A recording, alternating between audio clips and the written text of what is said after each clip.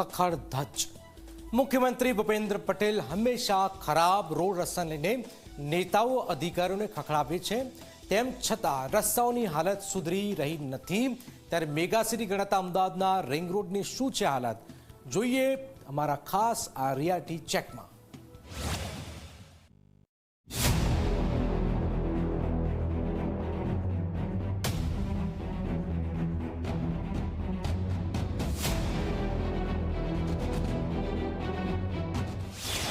Mega સિટીની વરવી વાસ્તવિકતા, તૂટેલા રસ્તાથી જનતા પરેશાન, રિંગ રોડની હાલત બની દયનીય। ગામડાથી લઈને મહાનગરમાં વસતા લોકો માટે તૂટેલા રસ્તાઓ માથાનો દુખાવો રહ્યા છે।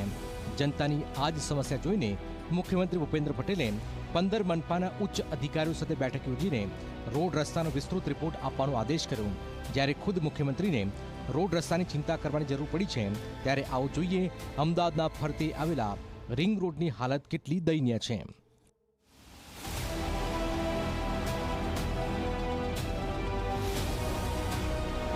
સ્થળ શાંતિપુરા સર્કલ। આ રસ્તો સરખેજથી સાણંદ તરફ જવાનો મુખ્ય માર્ગ છે। ત્યારે શાંતિપુરા સર્કલ પાસે રસ્તાની હાલત તો જુઓ, એક નજરે તો એવું જ લાગે કે અહીં તો રસ્તો જ નથી, કેમ કે અહીં કેટલા મોટા ખાડા છે કે રસ્તો જ ગાયબ થઈ ગયો છે। એક તરફ લાંબા ગાળાથી ડ્રેનેજનું કામ ચાલતું હોવાથી રસ્તો બંધ છે, જ્યારે જે રસ્તો ચાલુ છે એ પણ કમરના હાડકાં તોડી નાખે છે।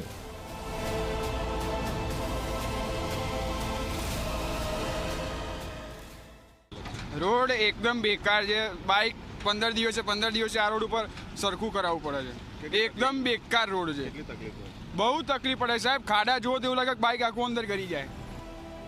સ્થળ શાંતિપુરાથી સનાતલ તરફ। શાંતિપુરા સર્કલ પાસેના ફ્લાયઓવરનો એક તરફનો રસ્તો આપણે જોયો, હવે બીજી તરફનો આ રસ્તો જુઓ। શાંતિપુરાથી સનાતલ તરફ જતા આ રસ્તાની હાલત એટલી દયનીય છે કે નાના વાહનો તો ઠીક, મોટા વાહનોની પણ એક્સલો તૂટી જાય છે, કેમ કે રસ્તા પર નાના મોટા નહીં પરંતુ આખો એક માણસ લાંબો થઈને સૂઈ જાય એટલા મોટા ખાડા છે।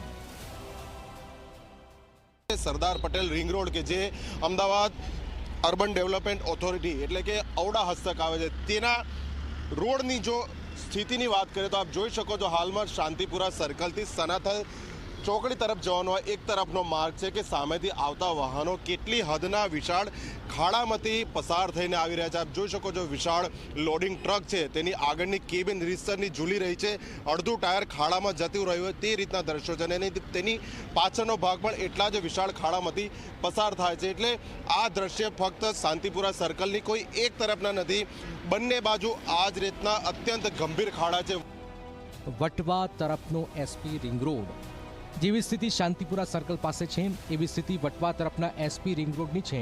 અહીં તો રેલવે ટ્રેક પર રસ્તાની સ્થિતિ એટલી ખરાબ થઈ ગઈ છે કે આખો રસ્તો બંધ કરીને રિપેર કરવાની ફરજ પડી છે।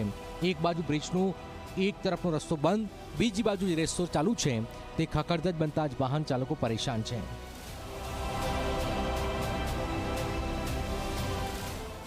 અમદાવાદના શહેરની અંદરના રસ્તાઓ તો ખરાબ છે જ, સાથે જે રિંગ રોડ 24 કલાક વાહનોની અવરજવરથી વ્યસ્ત છે તેની સ્થિતિ પણ દયનીય છે।